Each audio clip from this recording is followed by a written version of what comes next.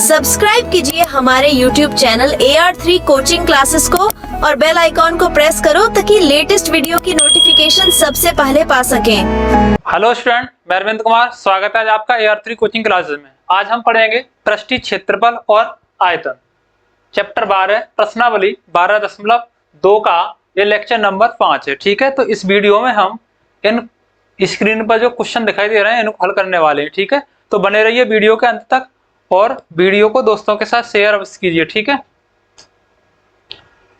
Question number यहां पर ये 4 दिया है। इसमें यह कहा गया है एक कमलदान घनाभ के आकार का है। किसके आकार का है? घनाभ के आकार का है। ठीक है, एक लकड़ी से बना है। ये घनाभ के आकार का एक कमलदान है। ठीक है, एक लकड़ी के से बना हुआ है जिसमें कलम रखने के लिए 4 शंक्वाकार गड्ढे खोदे गए हैं। ये गड्ढे 1 2 3 4 शंक्वाकार होंगे तो इस तरह से। ठीक है, नीचे को इस तरह शंक्वाकार गड्ढे खोदे गए हैं। ठीक है, या बने हुए हैं। घनाभ की विमाएं 15 सेंटीमीटर इसकी क्या है? लंबाई। चौड़ाई कितनी है? 10 सेंटीमीटर। ऊंचाई कितनी है? 3.5 सेंटीमीटर है। प्रत्येक गड्ढे की त्रिज्या 0.5 सेंटीमीटर। ये कितनी है? 0.5 सेंटीमीटर है और गहराई 1.4 सेंटीमीटर है। पूरे कमलदान में लकड़ी का आयतन ज्ञात कीजिए। तो इस कमलदान में लकड़ी जो लगी है उस लकड़ी के माध्यम से जितना भी कमलदान का आयतन है वो ज्ञात करना है या फिर लकड़ी की मात्रा ज्ञात करनी है। ठीक है, तो ये ठोस होगा क्योंकि लकड़ी का ही बना हुआ है कमलदान और इसमें 4 शंक्वाकार गड्ढे खोदे गए जिसमें हम कलम लगा सके। ठीक है, तो ये इस तरह से।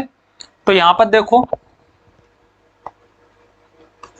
कमलदान की विमाएं, कमल दान की विमाएं दी गई हैं। L यानी लंबाई कितनी है? 15 सेंटीमीटर, B 10 सेंटीमीटर और H ऊंचाई 3.5 सेंटीमीटर। तो ये जो कमलदान है इस पूरे कमलदान का आयतन क्या होगा? ठीक है, यानी इस घनाभाकार कमलदान का आयतन। तो यहां पर घनाभाकार कमलदान का आयतन पहले तो इस पूरे कमलदान का जो घनाभाकार बना हुआ है इसका आयतन निकालेंगे। फिर उसके बाद में ये गड्ढों का, एक गड्ढे का निकाल के 4 का गुणा करेंगे, 4 गड्ढे का निकल आएगा 4 का। फिर इस टोटल घनाभाकार कमलदान के आयतन में से इसको घटा दिया जाएगा तो इस लकड़ी का या फिर लकड़ी की मात्रा या लकड़ी के द्वारा बना जो कमलदान है उसका आयतन निकल के आ जाएगा। ठीक है, तो घनाभाकार कमलदान का आयतन, तो घनाभ का आयतन क्या होता है बताओ? लंबाई इंटू चौड़ाई, L B H। L कितना है? 15, B कितना है? 10, H कितना है? 3.5 सेंटीमीटर। अब इसका इसके साथ गुणा करेंगे तो ये 15 गुणा 10 का इसके साथ कर देंगे तो 35। 15 पंजे 75, 5 15 हासिल 7, 15 45 7 525 सेंटीमीटर क्यूब। इतना आ गया इस पूरे लकड़ी के द्वारा बना हुआ जो कमलदान है उसका आयतन। देखो यहां पर इस तरह से ये बना हुआ है। इसमें 4 गड्ढे हैं, 1 2 3 और ये 4 शंक्वाकार हैं इस तरह से। तो इस पूरे किसका ले लिया हमने? इस पूरे घनाभाकार कमलदान का आयतन निकाला है। अब हम निकालेंगे इसमें ये जो अंदर शंक्वाकार गड्ढे खोदे गए हैं। तो यहाँ पर शंक्वाकार, ठीक है, गड्ढे बने हुए हैं, घनाभ की प्रत्येक विमाएं दी गई हैं। अब प्रत्येक गड्ढे की त्रिज्या, ठीक है, तो यहाँ पर प्रत्येक शंक्वाकार गड्ढे की त्रिज्या, ये गड्ढा की त्रिज्या यानी R बराबर क्या होगी बताओ? ये 0.5 सेंटीमीटर, क्योंकि सेम बने हुए हैं। अब ये इसकी आकृति कैसे होगी, इस तरह से। तो इसकी यहां से यहां तक की जो त्रिज्या है वो 0.5 सेंटीमीटर है। और गहराई, गहराई जो है इसकी ये वाली गहराई ऊंचाई का काम करेगी। तो यहां से गहराई, गहराई को h से दिखाएंगे, ठीक है। h बराबर कितनी है, यहां से यहां तक की 1.4 सेंटीमीटर। इस प्रकार से इस कमलदान में इस शंक्वाकार, यानी ये शंक्वाकार 4 गड्ढे खोदे गए जिसमें हम कलम लगा सकें। तो एक कमलदान, सॉरी, एक शंक्वाकार गड्ढे का आयतन निकाल लें, ठीक है। एक शंक्वाकार गड्ढे का आयतन, गड्ढे का आयतन बराबर, तो शंकु का आयतन होता है 1/3 पाई r स्क्वायर h। तो एक का निकालना है हम 1/3, पाई का मान पाई रहने दो चाहे तो, ठीक है। ये लगा दो 22/7 गुणे, यहाँ पर r का मान कितना दिया है बताओ, 0.5। तो इसको हम कितना लिख सकते हैं, 5/10। r का स्क्वायर लगा हुआ है तो 2 बार लिख देंगे, 5/10 गुणा h का मान 14 है तो इसको लिख देंगे 14/10। दशमलव हटा दिया सबसे, ठीक है। अब यहाँ क्या करेंगे, जो कैंसिल हो रहा है उसको कैंसिल कर दे। देखो 5 दूनी 10, 5 दूनी 10। अब 2 से ये कैंसिल हो गया 11 बार, 2 सत्ते 14, 7 से 7 कैंसिल। अब ऊपर क्या बचा, ऊपर केवल एक 11 बचा है और नीचे कितना हो गया, 10 तिया 30, ठीक है। तो यहां पर एक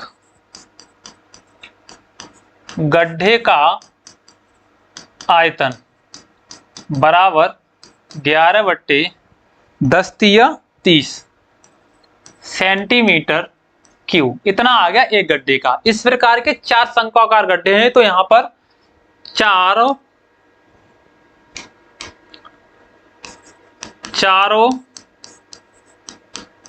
शंक्वाकार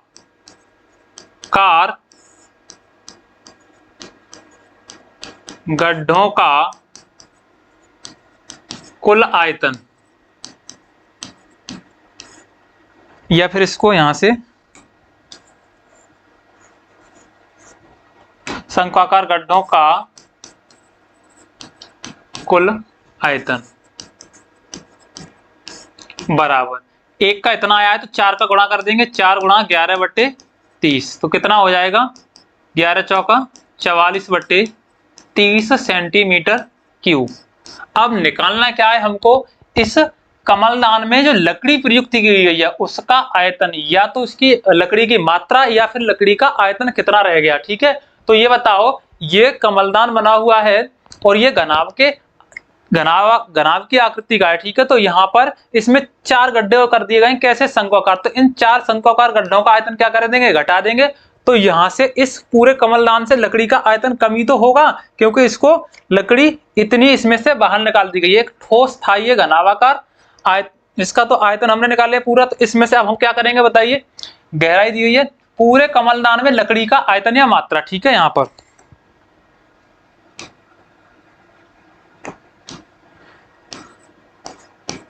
पूरे कमलदान में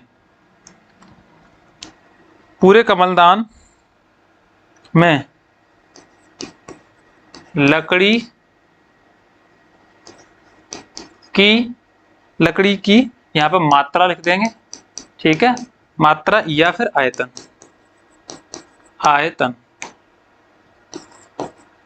लकड़ी की मात्रा लिख लें इसको, या फिर आयतन लिख लें, ठीक है, एक ही बात है।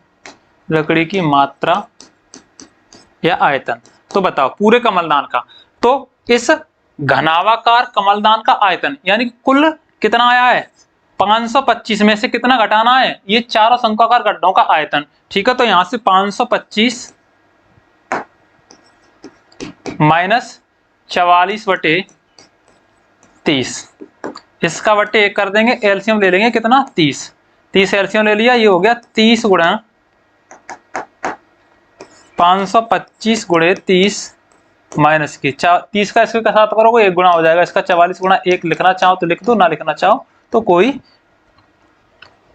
दिक्कत वाली बात नहीं है। ठीक है, अब यहाँ पर बराबर इसका इसके साथ गुणा करोगे ये 0, 3 5 15 के 5 हासिल 1, 3 दूनी 6 और 1 7, 3 5 15, 15,750 माइनस के 44 बटे में 30, और आगे करोगे एक और बार 3 5 15 के 3 5 15, 5 3 दूनी 6 और 1 7, 3 5 15। ठीक है, अब इसमें से इसको क्या कर देंगे, घटा देंगे। तो यहाँ पर देखो 44 घटाएंगे तो यहाँ से कितना मिलेगा 8, 10 में से 4 गए तो 6, यहाँ पर कितने रह गए 4, 4 में से 4 कम करेंगे तो क्या मिलेगा 0। अब यहाँ पर 7 5 और ये 1 बटे में 30। ठीक है, और इसको आगे हल करेंगे, अरे 15,750 में से 44 कम करोगे तो कितना मिलेगा, यहाँ पर 6 बचेंगे, यहाँ 0, यहाँ 7, यहाँ 5, यहाँ 1। ठीक है, अब इसमें कितने का भाग देना है 30 का, तो 30 का भाग दे लेंगे, या फिर इसको इस तरह से लिख देंगे बराबर में 15 7 6 और बटे में 3 गुणा 10। ठीक है, अलग कर दिया। अब इससे इसको डिवाइड कर दो, 5 15, 3 दूनी 6, 3 तिया 9, 3 5 15 दशमलव, 3 तिया 9, 3 तिया 9। ठीक है, तो यहाँ पर 5,233.3, 3 3 बार बार जा रहा तो 4 कर देंगे लास्ट में, और बटे में 10 है, 10 का और भाग दोगे इसमें तो कितना आएगा,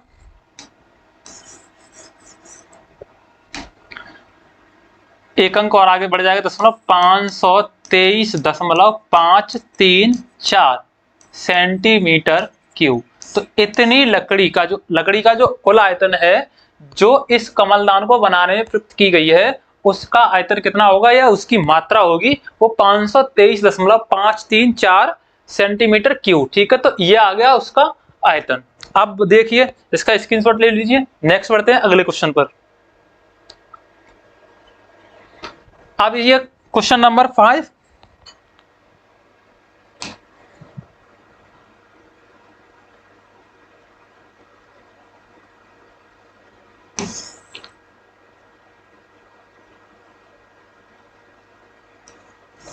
यहां लगाते थे इसको।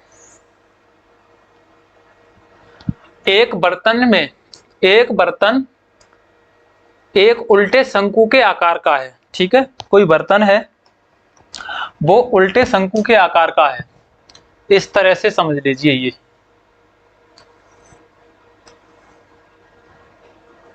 इसकी ऊंचाई 8 सेंटीमीटर है। इसकी जो यहां से यहां तक की जो ऊंचाई है वो कितनी दी गई है 8 सेंटीमीटर। तो यहां पर देखो शंकु की ऊंचाई,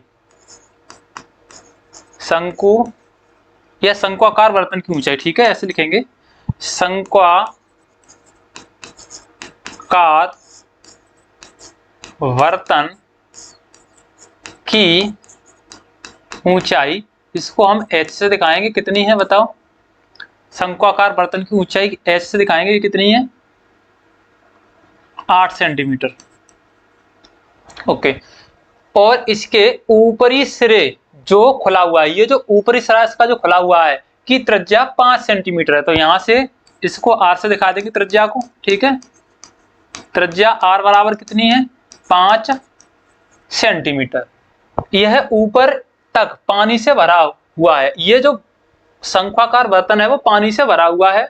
ठीक है, इस बर्तन में शीशे की कुल कुछ गोलियां, जिनमें प्रत्येक 0.5 सेंटीमीटर त्रिज्या वाला एक गोला है, यानी कि जो इसमें गोलियां डाली जा रही हैं उनकी जो त्रिज्या है वो 0.5 सेंटीमीटर है, वो डाली जाती हैं। तो इसमें से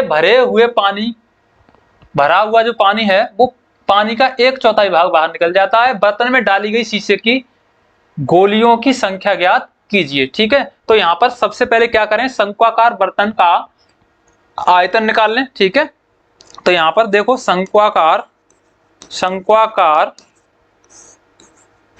बर्तन का आयतन बराबर क्या होता है, शंकु का आयतन क्या होता है 1/3 पाई r² h। तो यहां से निकालेंगे 1/3 पाई का मान 22/7 गुणे में, या पाई का मान मत लगाओ अभी, ठीक है, पाई का सीधा सीधा रखा रहने दो। यहाँ पाई इंटू आर का मान कितना है 5, तो 5 दो बार लिख देंगे, वर्ग लगा हुआ है, एच का मान है 8। अब देखो 5 25 और 25 अट्ठे 200, तो ये हो गया 200 पाई ऊपर गुणा में बट्ठे 3। इतने सेंटीमीटर क्यूब क्या आ गया बताओ? इस बर्तन का आयतन, यानी कि इस बर्तन में पानी की जो मात्रा है वो कितनी है, ये इतना पानी भरा जा सकता है। अब हमें निकालना क्या है, एक गोली का आयतन निकाल ले, ठीक है। तो यहां पर मान के चलेंगे, इस माना बर्तन में डाली गई गोलियों की जो संख्या है वो क्या है, स्मॉल n, ठीक है। तो एक गोली लेंगे, ठीक है, तो यहां से एक गोली ले लेते हैं हम। एक, यहां पर ऐसे लिखेंगे, प्रत्येक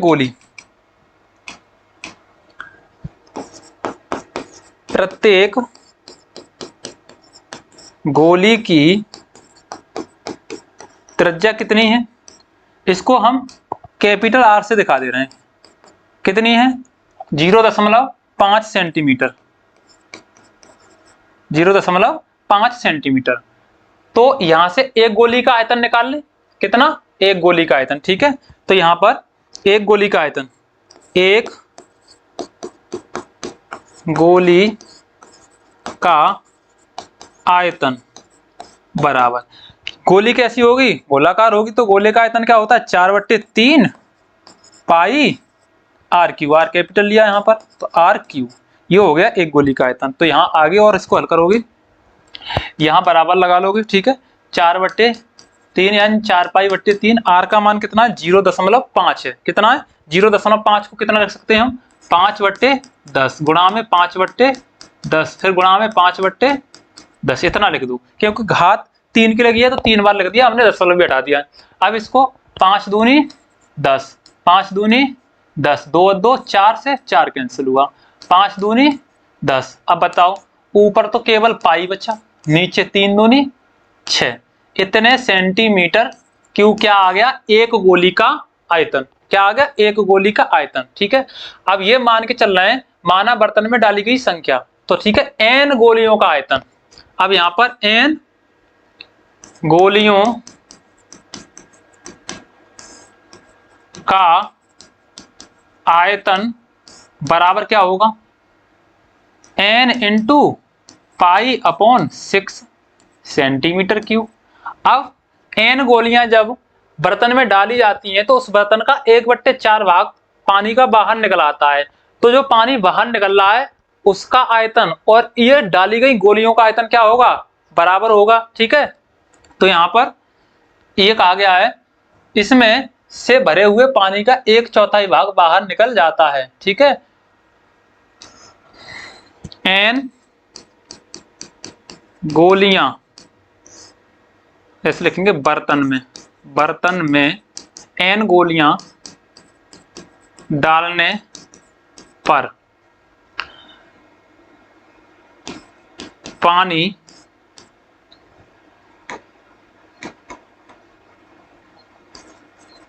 कुल पानी का 1/4 भाग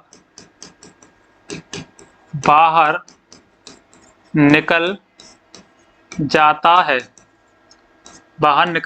है, ठीक है। जब बाहर निकल जाता है तो यहां पर एक बात करो, सपोज करो कि ये कोई बर्तन बना दिया मैंने शंक्वाकार, ठीक है। अब इसका जो आयतन है वो फिक्स होगा, जितना इसमें पानी भरा जाएगा, ठीक है। अब इसमें मैंने 4 गोली डाल दी, कितनी डाल दी, 4 गोलियां, और ये बराबर की 1 2 3 4, तो ये अपने आयतन के, कुल आयतन के बराबर ही तो पानी बाहर निकालेंगी।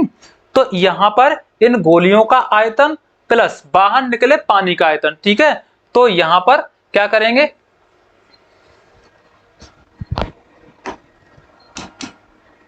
n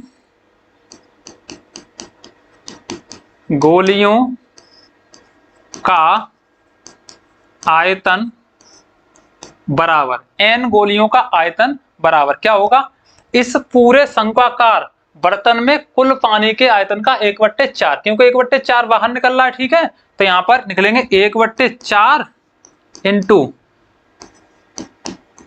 शंक्वाकार बर्तन में शंक्वाकार बर्तन में पानी का आयतन, या फिर ये, ठीक है। अब देखो n गोलियों का आयतन कितना आया था, ये आया था, तो यहां से n इंटू पाई/6 इजिकल टू 1/4। शंक्वाकार बर्तन का जो आयतन है वो कितना है, 200 पाई बटे कितना है नीचे 3, ठीक है, इतना हो गया। अब क्या करेंगे, देखो पाई से पाई कैंसिल होगी, पाई से पाई कैंसिल, पाई ऊपर इधर भी है इधर भी है, n का मान हमें ज्ञात करना है। अब इसको क्या कर देंगे, n बराबर निकाल देंगे, तो ऊपर कितना है 200, अब ये 6 ऊपर पहुंच जाएगा, 6 ऊपर पहुंच जाएगा, नीचे यहाँ भाग में तो गुणा में जाएगा, बटे में 4 गुणा नीचे 3 रह जाएगा, ठीक है। अब 3 दूनी 6 और 4 से इसको काट देंगे, 4 से इसको काट देंगे तो 4 पंजे 20, ये 50 बार, तो यहां से n बराबर कितना आ गया बताओ, 50 गुणा 2 अर्थात 100। तो गोलियों की कितनी संख्या थी, तो यहां पर डाली गई गोलियों की संख्या, ठीक है, डाली गई गोलियों की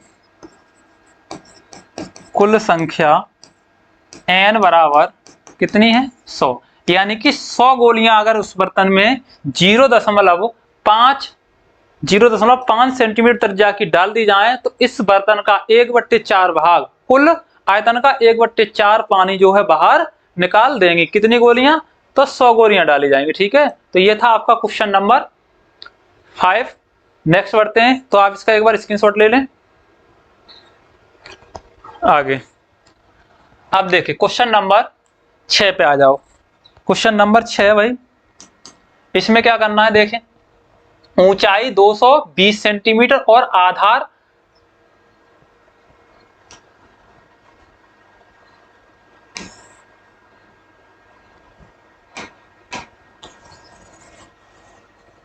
ऊंचाई कितनी दी गई है 220 सेंटीमीटर और आधार व्यास 24 सेंटीमीटर वाले, आधार का व्यास होगा, आधार का व्यास 24 सेंटीमीटर वाले एक बेलन, जिस पर ऊंचाई, देखो एक बेलन बना लेते हैं हम यहां इस तरह से, ये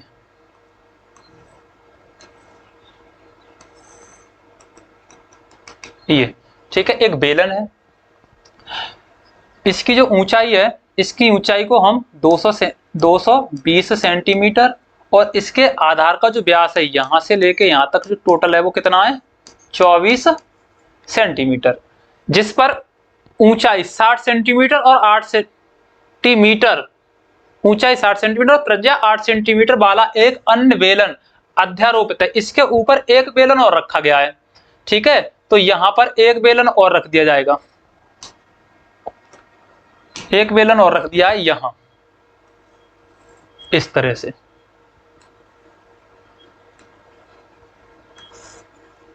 तो इसकी ऊंचाई कितनी है 60 सेंटीमीटर, ये 60 सेंटीमीटर इसकी ऊंचाई है और इसकी त्रिज्या कितनी है 8 सेंटीमीटर, यहां से यहां तक की 8 सेंटीमीटर त्रिज्या है, ठीक है। तो ये इस प्रकार से अन्य बेलन अध्यारोपित से लोहे का एक स्तंभ बना है, इस प्रकार से एक स्तंभ बना हुआ है, इस स्तंभ का द्रव्यमान ज्ञात कीजिए। क्या ज्ञात करना है हमको, देखो यहां पर इसकी लंबाई, जो बेलनाकार स्तंभ है इसकी लंबाई और त्रिज्या या व्यास दिया गया है और निकलवा क्या रहा है, द्रव्यमान निकलवा रहा है, ठीक है। लेकिन एक बात और कही गई है इसमें कि 1 सेंटीमीटर क्यू लोहे का द्रव्यमान जो है वो 8 ग्राम होता है, ठीक है, लगभग में दे दिया 8 ग्राम के बराबर होता है। पाई का मान यहां पर 3.14 यूज करेंगे, ठीक है। तो देखिए सबसे पहले क्या करें, यहां बड़े गोले का, यहां पर देखो सॉरी गोला नहीं है, बेलना बड़े बेलनाकार भाग की ऊंचाई, इसको बड़ा है तो इसको कैपिटल एस से दिखा दो, कितना है 220 सेंटीमीटर। और इसकी व्यास कितना दिया है, इसका व्यास दिया है 24 सेंटीमीटर। तो यहां से त्रिज्या कितनी हो जाएगी बताइए। त्रिज्या आप जानते ही हो आधी होती है, तो 12 का आधा, वो 12 दूनी 24, तो आधा कितना हो जाएगा 24 का 12 सेंटीमीटर। क्या हो गई बताओ, त्रिज्या निकालने की आवश्यकता नहीं है, आप जानते हो इतना। तो त्रिज्या हो गई 12 सेंटीमीटर। अब इसका आयतन और इस छोटे वाले का आयतन, दोनों का आयतन हम क्या कर देंगे, जोड़ देंगे। ठीक है, तो इसका आयतन पहले निकाल लेते हैं। बड़े बेलनाकार, तो यहां पर बड़े बेलनाकार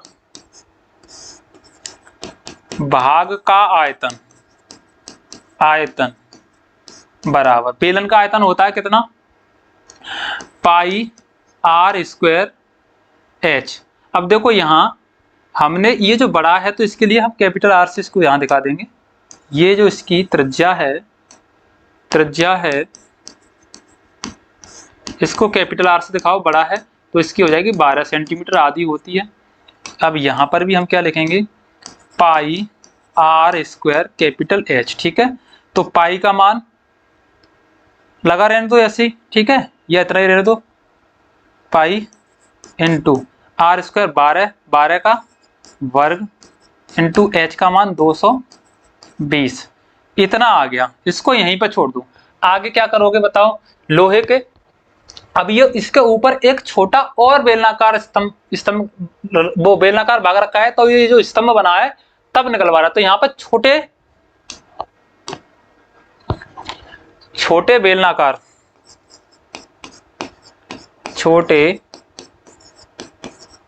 बेलनाकार भाग की ऊंचाई, इसको स्मॉल एस से दिखाएंगे, छोटा है कितना है बताइए, 60 सेंटीमीटर दिया गया है।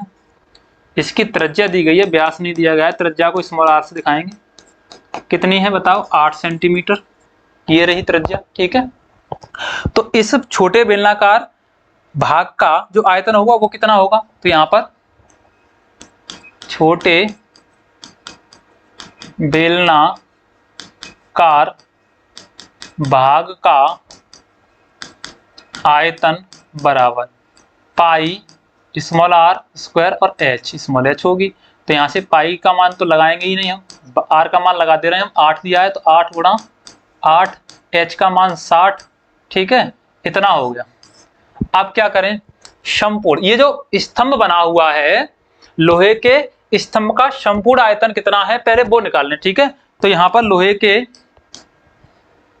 बने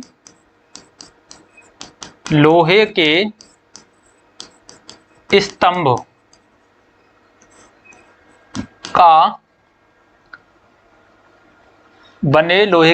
का आयतन, कुल आयतन ऐसे लिख देंगे आप, कुल आयतन। तो यहां पर छोटे बेलनाकार भाग का आयतन प्लस बड़े बेलनाकार भाग का आयतन दोनों को जोड़ दिया जाएगा। ठीक है, तो यहां पर पहले लिखेंगे बड़े बेलनाकार भाग का आयतन प्लस छोटे बेलनाकार भाग का आयतन। ठीक है, यहां पर पूरा लिख दिया जाएगा, आप पूरा लिख लेना इसको। ठीक है, बड़े और छोटे दोनों को जोड़ दिया जाएगा। बड़े का कितना आया है बताओ, बड़े का यहां पर ये पाई 12 का वर्ग कर देंगे। ठीक है, तो यहां से पाई गुणा 12 का वर्ग 144 इंटू 220 कितना 220 प्लस का इस छोटे वाले का कितना आया है पाई इंटू 8 64 हो जाएगा इंटू 60। देखो दोनों जगह से पाई कॉमन ले सकते हो, पाई कॉमन ले सकते हो भाई, और क्या कॉमन ले सकते हो, चलो पाई कॉमन ले रहे हैं, बाकी का सबका गुणा कर लेते हैं। पाई कॉमन ले लिया हमने, अब यहां मिला के हमको इसका इसके साथ गुणा करेंगे, पहले 0 0 हो गया, 22 चौका 88, 8 हासिल 8, 22 चौका 88, 88 और 8, 88 के साथ में कितना जोड़ना है 8, ठीक है। तो कितना हो जाएगा 96 के 6 हासिल 9, 22 एकम 22, 22 और 9 जोड़ देंगे तो 31, 31,680 प्लस ये इसका 7 गुणा करेंगे तो ये 0, 6 चौका 24, 6 छंग 36 और 2 38, कितना हुआ 3840। अब देखें यहाँ पाई का मान लगा देंगे 3.14 गुणा, इन दोनों को जोड़ लें 31,680 प्लस करना है 3840, ये 0, 8 और 4 12 की 2 हासिल 1, 6 और 8 14 और 1 15, 3 3 और 1 4, 3 और 1 4 और 1 हासिल का 5, 35,520। तो ये 35,520 ये क्या आ गया बताओ आयतन सेंटीमीटर क्यूब, ठीक है, सेंटीमीटर क्यूब आयतन आ गया। निकालना क्या है लोहे के, इसमें यह कहा गया 1 सेंटीमीटर क्यूब बराबर जो लोहे का द्रव्यमान है वो 8 ग्राम के बराबर होता है, ठीक है। तो यहां 1 सेंटीमीटर क्यूब, 1 सेंटीमीटर क्यूब द्रव्यमान, 1 सेंटीमीटर क्यूब लोहे का द्रव्यमान, ऐसे लिख देंगे 1 सेंटीमीटर क्यूब लोहे का द्रव्यमान लगभग कितना है 8 ग्राम, ठीक है, 8 ग्राम के बराबर होता है। तो ये दिया गया सेंटीमीटर क्यूब में, तो यहां से इस आयतन का ग्राम में चेंज करेंगे, ठीक है। तो यहाँ पर बेलना, यहाँ पर लोहे का स्तंभ का कुल द्रव्यमान क्या निकालेंगे, स्तंभ का कुल द्रव्यमान यानी स्तंभ का द्रव्यमान, तब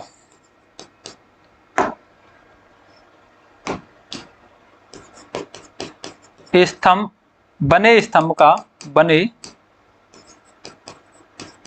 स्तंभ का कुल द्रव्यमान बराबर 1 सेंटीमीटर क्यूब 8 ग्राम है, तो इतने सेंटीमीटर क्यूब इसका गुना होगा, ठीक है, इतने गुना हो जाएगा। तो यहां 3.14 गुणा 35,520 और इसके साथ कितने का गुणा कर देंगे 8 का, भी हो गया कितना ग्राम में, ठीक है। इसके बटे क्या कर लें भाई, इसके बटे हम 100 कर लें, ठीक है। तो ये 3 दशमलव की जगह पे 314 गुणा 35,520 गुणा 8, ये पहले 8 का गुणा कर दें, 8 का गुणा कर दें इसके साथ में, 8 0 हो गया, 8 दूनी 16 हासिल 1, 8 पंजे 40 और 1 41, 8 पंजे 40 और 4 44 हासिल 4, 8 30 24, 24 और 4 24 और 4 28, 28 इतना हो गया। अब इसका इसके साथ यहाँ पर हाँ दशमलव हटा रहे हैं तो इसके बट्टे में क्या कर रहे हैं 100। अब 314 का इसके साथ गुणा करें, 100 का भाग दे दें, आंसर आ जाएगा, ठीक है। तो इतना आप कर भी सकते हो, चलो मैं कर देता हूं 28 41 60 में कितने से 314 से, 4 6 24, 4 एकम 4, 4 और 2 6, 4 चक 16, 4 अट्ठे 32 और 1 33 हासिल का, 4 दूनी 8 और 3 11, 1 का करेंगे तो 0 6 1 4 8 2, अब 3 का करेंगे 0 3 छिक्के 18, 3 एकम 3 और 1 4, 3 चौका 12, 3 अट्ठे 24, 24 और 1 25, 3 दूनी 6 और 2 8, जोड़ दें 0 4 6 और 6 12 के 2 हासिल 1, 8 और 6 14 और 15 और 1 हासिल का 16, 4 और 4 8 और 3 11 और 1 12 हासिल का 1, 8 तो 10 11 और 1 12 हासिल का 1, 5 2 7 8 और हासिल का 9, ये 8, तो इतना आ गया।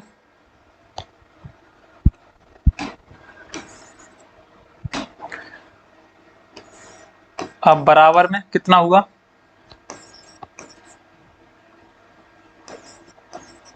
22, 62, 40 बटे में 100। 100 का भाग दे दोगे इसमें तो कितने अंक आगे जाएगा, कितने अंक आगे जाएगा,